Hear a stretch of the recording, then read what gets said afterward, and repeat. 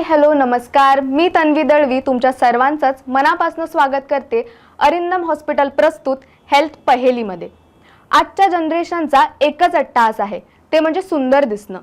Social मीडियाच्या वाढत्या इन्फ्लुएन्समुळे किंवा ब्युटी स्टँडर्ड्स राईज झाल्यामुळे सुंदर दिसणं हे कंपल्शन झालंय। छान दिसल्याने कॉन्फिडन्स येतो किंवा छान दिसणं म्हणजेच सेल्फ लव्ह असा माइंडसेट तयार झाला। या माइंडसेट तयार झाल्यामुळे कॉस्मेटिक सर्जरीज किंवा कॉस्मेटिक प्रोसिजर्सकडचं आकर्षण वाढले। आता या प्रोसिजर्स म्हणजे काय ह्याच टॉपिकवरती आपण गप्पा मारणार आहोत अरिंदम हॉस्पिटलचे consultant plastic surgeon doctor Hemant Patil यांच्याशी। डॉक्टर तुमचं खूप स्वागत हेल्थ पहेलीमध्ये। आपण खूप बेसिक प्रश्नापासून चालू करूया। जेव्हा आपण कॉस्मेटिक ऐकतो किंवा कॉस्मेटिक सर्जरीज ऐकतो तर कॉस्मेटिक सर्जरी म्हणजे नेमकं काय? सर्वप्रथम सगळ्यांचं स्वागत। आज मी सगळ्यांना विजयादशमीच्या शुभेच्छा देतो। कॉस्मेटिक सर्जरी म्हणजे काय? कॉस्मेटिक सर्जरी हा प्रत्येकाला हवासा वाटणारा विषय आहे, पण त्याबद्दल खूप गैरसमज असल्यामुळे आज तुम्ही हा विषय निवडल्याबद्दल मी सर्वप्रथम तुमचं स्वागत करतो। आणि कॉस्मेटिक सर्जरी म्हणजे आपण जसे दिसतो त्यापेक्षा अधिक सुंदर दिसण्यासाठी ज्या सर्जरीज केल्या जातात किंवा शरीरातील काही व्यंग असतात जे सौंदर्याच्या दृष्टीने आपल्या सौंदर्य कमी करतात, तर त्या व्यंगांना दुरुस्त करणारी सर्जरी म्हणजे कॉस्मेटिक सर्जरी। ओके, पण आता आपण कॉस्मेटिक सर्जरी आणि प्लास्टिक सर्जरी ह्या दोन टर्मिनॉलॉजी सारख्या डोक्यामध्ये येतात, तर ह्यांचा डिफरन्शिएटर काय आहे? अच्छा, तर हा देखील खूप कॉमनली पेशंट विचारतात, स्पेशली जेव्हा मेडिक्लेमचा विषय येतो। कारण बरेचसे पेशंट येतात की सर आमची प्लास्टिक सर्जरी आहे ती मेडिक्लेममध्ये कव्हर होणार का, ही कॉस्मेटिकच्या अंडर येते का? तर या to define plastic surgery is more plastic surgery is a branch which consists of two major branches, that is cosmetic surgery and reconstructive surgery. तर रिकन्स्ट्रक्टिव्ह सर्जरी म्हणजे काय? एखादा अवयवाला दुखापत झाली असेल किंवा एखाद्या अवयव निकामी झाला असेल तर त्याला पूर्ववत करण्याची सर्जरी म्हणजे थोडक्यात रिकन्स्ट्रक्शन करणे, तर त्याला रिकन्स्ट्रक्टिव्ह सर्जरी म्हणतात। आणि जसं मी आधी म्हटलं की कॉस्मेटिक सर्जरी म्हणजे अधिक सुंदर दिसण्यासाठी जी सर्जरी केली जाते त्याला कॉस्मेटिक सर्जरी म्हणतात। आणि कॉस्मेटिक आणि रिकन्स्ट्रक्टिव्ह या दोन्ही गोष्टी प्लास्टिक सर्जरी या ब्रॉड हेडिंग खाली येतात। आता सुंदर दिसण्याचाच विषय चालू आहे म्हणून विचारते की सुंदर दिसण्यासाठी आधीपेक्षा जास्त आता लोक स्किन केअर करतात। ते 10 step skin care routine, 5 step skin care routine. तर स्किन केअर खरंच म्हणजे इतका आपल्या स्किनला हेल्दी बनवण्यासाठी हेल्पफुल आहे की ती फक्त हाईप आहे? नाही, स्किन हे आपलं लार्जेस्ट ऑर्गन आहे आणि स्किन जशी आहे, स्किन हे आपलं आपण म्हणू शकतो की सौंदर्याच्या दृष्टीने हे पहिलं इम्प्रेशन आहे। तुमचा रंग कोणता आहे यापेक्षा तुमची स्किन किती तजेलदार आहे, किती सुंदर आहे आणि किती व्यवस्थित आहे यावरून तुमचं सौंदर्य ठरलं जातं। तर स्किन केअर रुटीन हे डेफिनेटली इम्पॉर्टंट आहे, पण त्यामध्ये जो तुम्ही शब्द वापरला रुटीन हा खूप महत्त्वाचा आहे। कारण ते जर तुम्ही रुटीन म्हणून तुमच्या आयुष्यात इन्क्लूड केलं तरच त्याचे तुम्हाला रिझल्ट्स मिळतील। नाहीतर आपण 9चे 9 दिवस या न्यायाने फक्त जर आठवड्यातले 2 दिवस केलं आणि पुढचे 5 दिवस काहीही केलं नाही तर त्याचा मात्र काही फायदा होत नाही। तर प्रॉपर तज्ज्ञांकडून जर तुम्ही स्किन केअर रुटीन घेतलं, स्टँडर्ड त्याचे मेडिकेटेड प्रॉडक्ट जर तुम्ही वापरलं तर डेफिनेटली त्याच्यासाठी आपलं सौंदर्य वाढवण्यासाठी या स्किन केअर रुटीनचा फायदा होतो। लोकांना हल्ली माहीत नाही आहे की आपल्या कॉमन एरियाजमध्ये सुद्धा सर्जरीज केले जातात। तर आपल्या कल्याण डोंबिवलीच्या एरियामध्ये किंवा ठाण्या वगैरेच्या एरियामध्ये मोस्ट कॉमन सर्जरीज कोणत्या तुमच्या प्रॅक्टिसमध्ये तुम्हाला बघायला मिळत आहेत? ओके, मोस्ट कॉमन आपल्याकडे सर्जरीज येतात म्हणजे व्रण काढणे। कुठल्याही प्रकारच्या आधीच्या सर्जरीचे व्रण किंवा ॲक्सिडेंट झाल्यानंतरचे जे स्कार्स असतात तर ते काढण्यासाठी बरेच मोस्ट ऑफ द पेशंट्स येतात। त्याच्यानंतर आता सोशल मीडियामुळे किंवा मास मीडियाच्या इफेक्टमुळे आता आपल्याकडे लायपोसक्शन, नंतर ब्रेस्ट ऑगमेंटेशन, रायनोप्लास्टी म्हणजे नाकाचा शेप दुरुस्त करणे यासारख्या सर्जरीज देखील खूप पॉप्युलर झाल्यामुळे त्याच्याबद्दल क्वेरीज किंवा त्या सर्जरीज आता कॉमनली व्हायला लागलेल्या आहे। आता तुम्ही सर्जरीजची नावं घेतली तर ज्यांना माहीत नाही आहे ह्या टॉपिक्सबद्दल तर त्यांना कसं तुम्ही बायफर्केट करू शकाल का हेड टू टो की कोणत्या सर्जरीज आपण कंडक्ट करतो? ओके, आता आपण डोक्यापासून पायापर्यंत जायचं म्हटलं तर हेअर ट्रान्सप्लांट आहे, त्याच्यानंतर रायनोप्लास्टी म्हणजे नाकाचं शेप दुरुस्त करणे, त्याच्यानंतर बऱ्याचदा कानामध्ये काही डिफॉर्मिटीज असतात जन्मतः त्याला आपण कॉस्मेटिक आस्पेक्टने दुरुस्त करणे। त्यांना ऐकू येण्याची क्षमता नॉर्मल असते परंतु केवळ दिसण्यासाठी आपण तो कान दुरुस्त करतो। त्याच्यानंतर आता नवीन ट्रेंडिंग आहे म्हणजे जॉ लाईन डिफाईन करणे, त्याच्यानंतर हल्ली नेक लायपोसक्शन आहे, चीक लायपोसक्शन आहे, त्याच्यानंतर मग ब्रेस्ट ऑगमेंटेशन, ब्रेस्ट रिडक्शन आहे, त्याच्यानंतर अजून एक मोस्ट पॉप्युलर आहे की मॉमी मेकओव्हर किंवा प्रेग्नन्सी नंतर जे पोटाचा घेर वाढतो किंवा स्किन लूज होते, तर त्याला लायपोसक्शन आणि टमीटक या सर्जरीने आपण त्यांना पूर्ववत आणू शकतो. या सर्जरीज आहे. नंतर थाय लिफ्ट आहे, थाय लायपोसक्शन आहे. या सगळ्या गोष्टी आता हळूहळू त्याचा प्रचार झाल्यामुळे आम्हाला रुटीन प्रॅक्टिसमध्ये आता येत आहे. कॉस्मेटिक म्हटल्यानंतर असं युजली मिसकन्सेप्शन आहे किंवा कन्सेप्शन आहे युजली की women are more prone to it, की मेन्सला इतका इंटरेस्ट नसतो. तर तुमच्या प्रॅक्टिसमध्ये असा तुम्हाला वाटतं का की वुमनच करतात ह्या सर्जरीज? नाही, बिलकुल नाही. कारण आता तुम्ही जर प्रोफेशन्स डिस्ट्रीब्युशन बघायला गेलं तर पूर्वी तुम्ही काही वर्षांपूर्वी बघितलं तर रिसेप्शन आहे, केबिन क्रू मेंबर्स आहेत, ह्या सगळ्या स्त्रियांची मक्तेदारी असलेले क्षेत्र होते. पण आता या क्षेत्रात सुद्धा पुरुष फार मोठ्या प्रमाणात यायला लागलेले असल्यामुळे त्यांना कॉस्मेटिक सर्जरीची आता गरज भासू लागली आहे त्यांच्या प्रोफेशनसाठी. त्याच्यामुळे आता खूपदा पुरुष हेअर ट्रान्सप्लांट आहे, जॉ लाईन डिफाईन करण्यासाठी किंवा even for different implants they are coming, आणि त्यांना पण लायपोसक्शन आहे. So they are also coming for cosmetic surgeries. बरोबर. कॉस्मेटिक सर्जरीज आपल्याला करायची आहे, म्हणजे बऱ्याच लोकांना करायची असते, पण लोकांना असं वाटतं की अरे हे खूप एक्सपेन्सिव्ह असेल किंवा जे शोबिझमध्ये आहेत त्यांनीच हे केलं पाहिजे. तर त्या अशा ऑडियन्ससाठी तुम्ही काय सांगाल? तर मी त्यांना अश्युरन्स देऊ शकतो की कॉस्मेटिक सर्जरी ही फक्त एक्सपेन्सिव्ह म्हणजे श्रीमंत लोकांसाठीच आहे आणि आपलं हे काम नाही. तर असं बिलकुल नाही आहे. कॉस्मेटिक सर्जरीचे खूप प्रकार आहेत आणि आता विविध गोष्टी अधिकाधिक अवेलेबल झाल्यामुळे, पूर्वी कसं होतं काही वर्षांपूर्वी की काही गोष्टी आम्हाला अवेलेबल नव्हत्या, त्यांची कॉस्ट खूप होती. म्हणजे तुम्ही इम्प्लांट म्हणा किंवा काही मशिनरी म्हणा, काही इक्विपमेंट म्हणा, त्याच्यानंतर ते सेंटर्स जे होते ते खूप कमी होते आणि त्याच्यामुळे त्या गोष्टी ह्या महाग वाटायच्या. पण आता सर्वसामान्य लोकांना परवडेल अशा दरामध्ये पण कॉस्मेटिक सर्जरी अवेलेबल आहे. आपल्याला जर बेसिक प्राइस पॉइंट्स काढायचे असतील तर मग most affordable to most expensive असं तुम्ही आम्हाला रेंज देऊ शकाल? ही फार कॉमन लोकांची गल्लत अशी होते की बाबा एक आता दिस इज नॉट, आता जेव्हा मेडिकल ब्रांच असते तेव्हा याच्यामध्ये असा प्राइस टॅग नसतो की बाबा एखादा, त्याच्यामध्ये पेशंटचं बॅकग्राऊंड काय आहे, त्याला किती गरज आहे, याच्यामध्ये खूप व्हेरिएशन होतात. पण तुम्ही जर असं साधा विचार करायला गेलं की एक साधं स्कार रिव्हिजन आहे, scar revision can start from 10-15,000 20,000, आणि मग त्याच्यानंतर ज्या मोठ्या सर्जरीज आहेत म्हणजे लायपोसक्शन आहे, मेजर लायपोसक्शन आहे, टमीटक आहे, मग ते काही फ्यू लॅक्सपर्यंत जाऊ शकतात. पण ही रेंज खूप मोठी आहे आणि ती पेशंटनुसार टेलर मेड करावी लागते.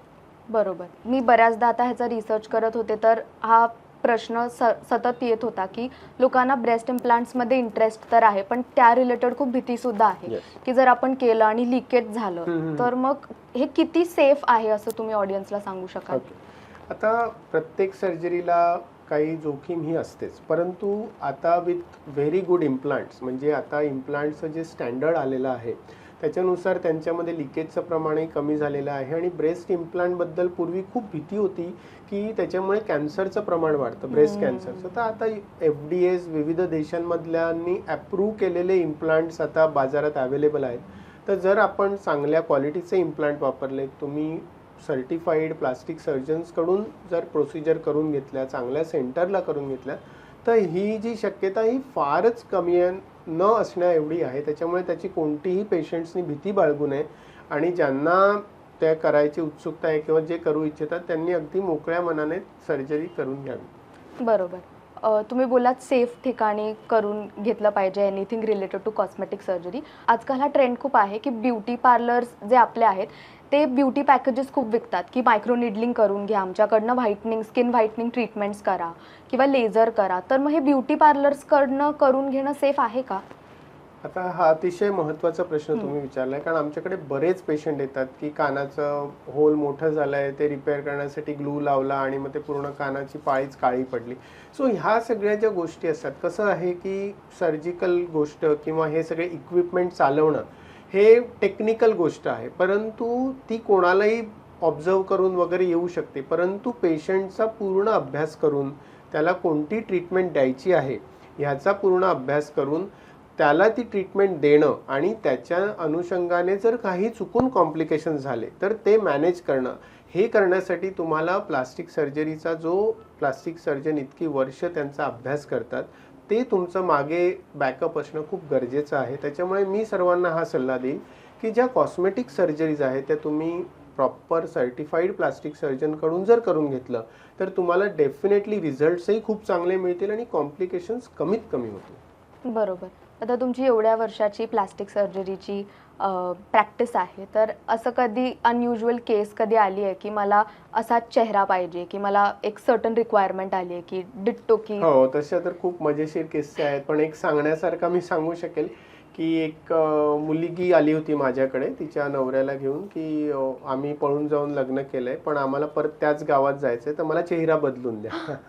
तर मी म्हणजे असे खूप क्वेरीज येतात पण ह्या सगळ्या इम्प्रॅक्टिकल क्वेरीज आहेत. चेहरा कधी असा कोणाचा जसं पिक्चरमध्ये दाखवलं जातं तसा कोणाचा पूर्ण चेहरा बदलू शकत नाही, पण असे मजेशीर किस्से होत असतात. बरोबर. कॉस्मेटिक सर्जरीज मला असं वाटतं की अजूनपर्यंत इतक्या ओपनली डिस्कस नाही करत. इवन जे शोबिझमध्ये आहे ते पण ओपनली इतकं सांगत नाहीत की आम्ही ह्या ट्रीटमेंट्स केल्या आहेत. तर असं कधी झालंय का की एखादा पेशंट आलाय आणि तुम्हाला बोललाय की मला हे करायचंय पण ते असं वाटलं नाही पाहिजे की ते मी केलंय, तर मग how do you deal with that type of patients? Correct. आता काही वर्षांपूर्वी हा ट्रेंड खूप जोरात होता की फिमेल्स यायचे की सर आम्हाला हे करायचं पण प्लीज आम्हाला कसं न सांगता येईल किंवा आम्हाला 2 दिवसात करून द्या, मला लगेच ऑफिस जॉईन करायचं आहे, मला ड्रेसिंगची पट्टी दिसता कामा नये. लोक हेअर ट्रान्सप्लांटला यायचे की आम्हाला पटकन जॉब हवा आहे ते दिसता कामा नये.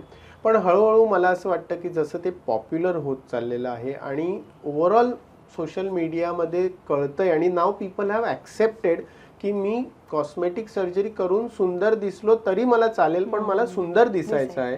त्याच्यामुळे आता हा जो स्टिग्मा आहे तो हळूहळू कमी होत चाललेला आहे. बरोबर. खरंच कॉस्मेटिक सर्जरी ही नीड आहे की सोसायटीने टाकलेली कुठेतरी ही लायबिलिटी आहे? आता हा कसं आहे आजीने विचारलेला प्रश्न. युजली मुलं येतात त्यांच्या आई बाबांना घेऊन आणि आई बाबा म्हणतात की याला खरंच गरज आहे का सर, हा ऐकत नाही.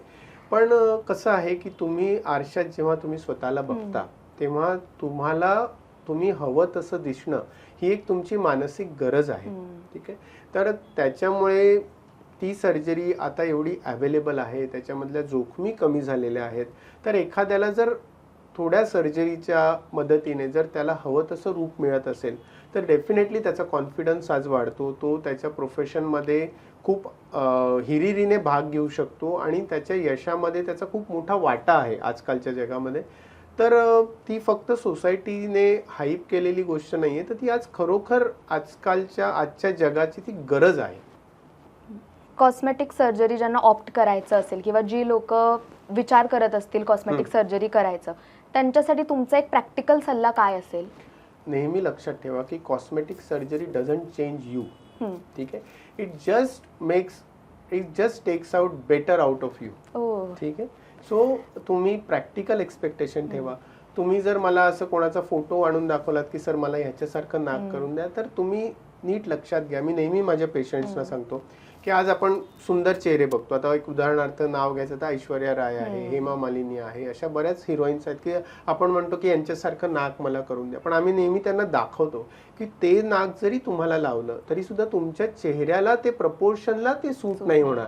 तर तुमच्या प्रपोर्शन्स जे आहे त्याच्यानुसार जे व्यवस्थित शिकलेले प्लास्टिक सर्जन्स आहेत ते त्या प्रपोर्शननुसार तुमचं एक्झिस्टिंग पार्ट तुम्हाला वेल डिफाईन करून देतील आणि ब्युटिफाय करून देतील. तर प्रॅक्टिकल एक्सपेक्टेशन्स ठेवणं, प्रॉपर प्लास्टिक सर्जनकडे जाणं आणि सल्ला घेणं आणि त्यांच्या सल्ल्यानुसार चांगल्या ठिकाणी ऑपरेट करून घेणं केलं तर डेफिनेटली तुम्हाला रिझल्ट्स अतिशय चांगले मिळतील आणि त्यातले कॉम्प्लिकेशन्स कमी झाल्यामुळे you will be very happy. बरोबर.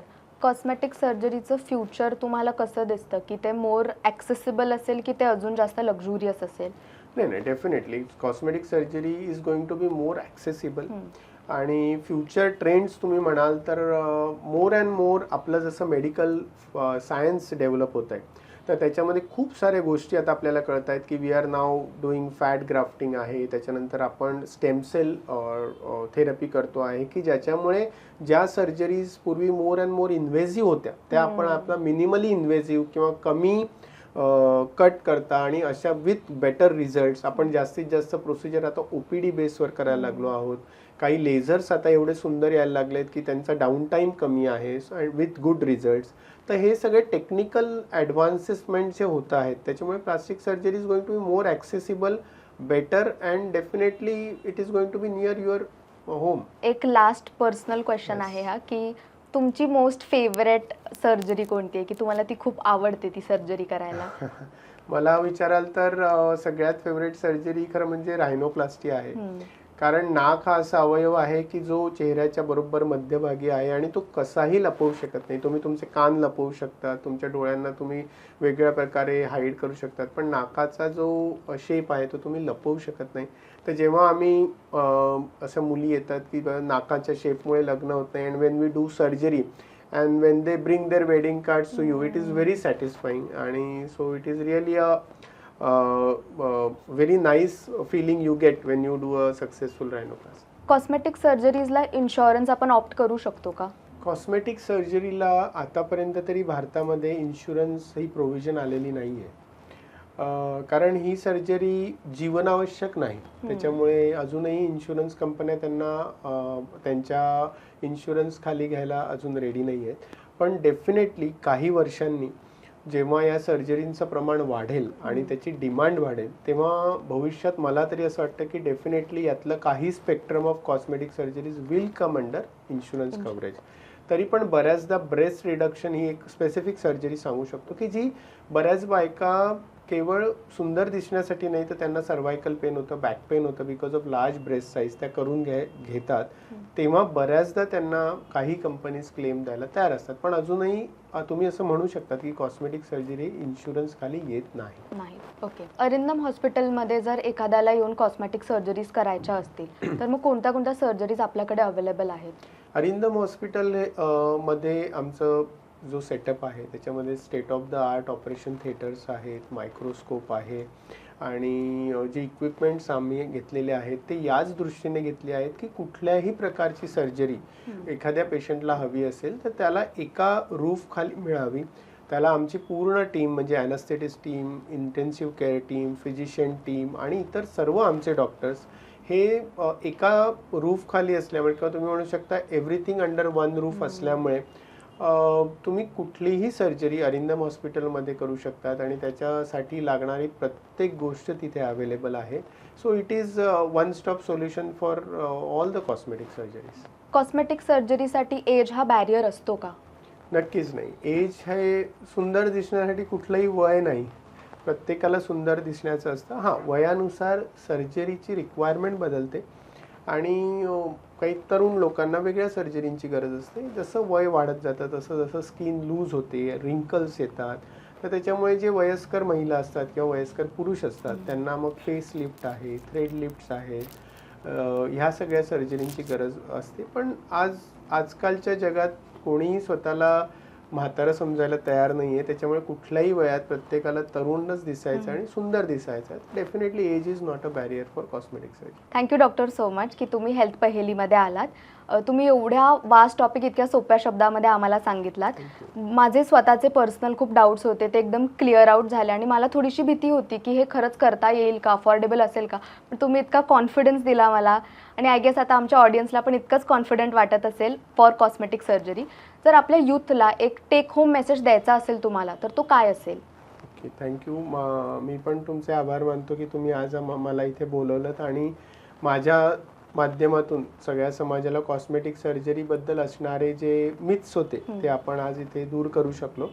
तर टेक होम मेसेज द्यायचा असेल आजच्या यूथला तर मी एकच सांगेल की आपल्याला सुंदर दिसण्यासाठी प्रॅक्टिकल एक्सपेक्टेशन ठेवा.